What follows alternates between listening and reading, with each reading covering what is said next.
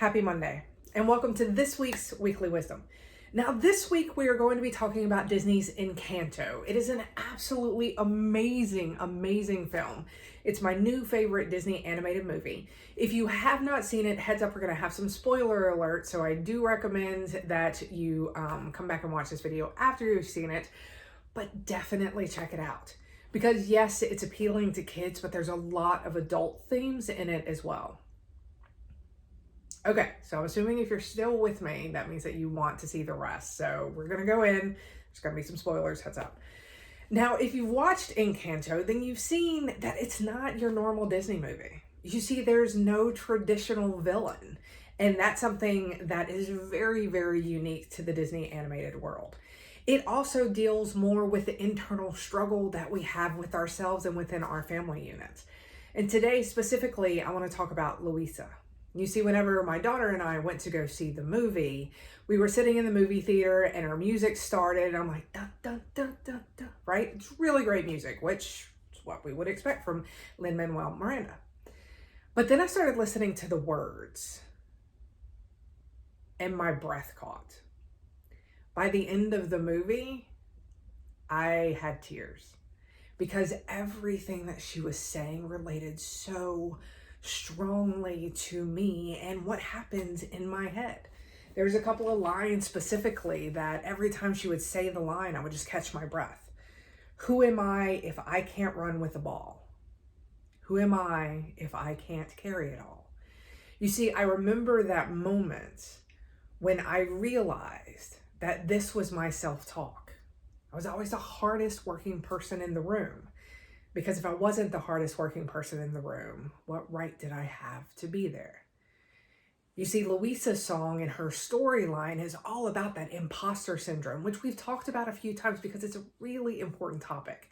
And it shows that for high performing, primarily in the minority world, but also for non-minorities, in the high performing world, we get imposter syndrome where we feel like we're fakes, and if anybody ever notices that we're actually a fake, that they're going to take away everything that we have earned. And I use earn as a very specific word because you have earned it. And if you follow Louisa's storyline, you'll see that she has earned every piece of it as well. But that imposter syndrome, that if I can't run with the ball, if I can't carry it all, who am I? Then the other piece is the crushing weight of expectations.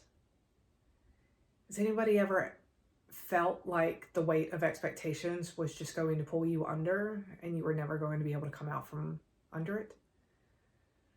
Many times when we look at expectations, we consider the expectations of our family, but it's also the expectations of ourselves. You know, the saying that we are our worst critic. Yes, we are our worst critic. And so redefine what those expectations are. What do you expect from yourself? Is it a healthy expectation? Is the expectation that you have what you truly want?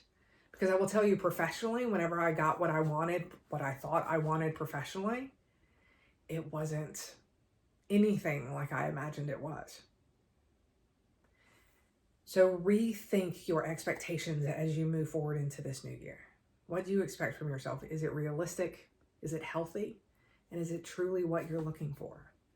Don't let that crushing weight of expectation and that imposter syndrome completely dictate who you are and how you act. When I was younger, in my 20s and early 30s, imposter syndrome, y'all, it ran my life. If I'm being 100% honest with you, it completely ran my life.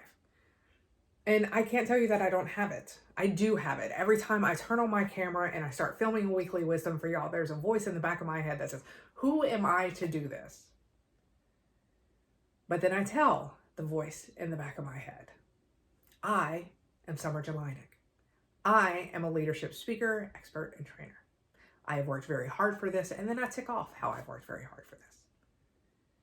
So the voice is still there, but we've come to an uncomfortable, what's the word? Peace? Uncomfortable compromise. And then the last piece of her song, no cracks, no mistakes, no pressure. You are not perfect. Nobody is. So stop judging yourself as though you should be perfect. the grace that you are known for as a leader, giving it to your employees and those around you, start turning it on yourself too.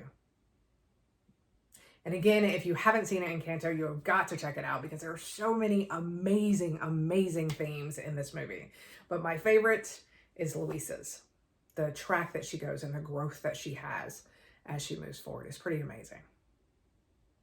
So I hope you have an absolutely amazing week. Go ahead and drop down in comments who was your favorite Encanto character and why. What did you relate to the most?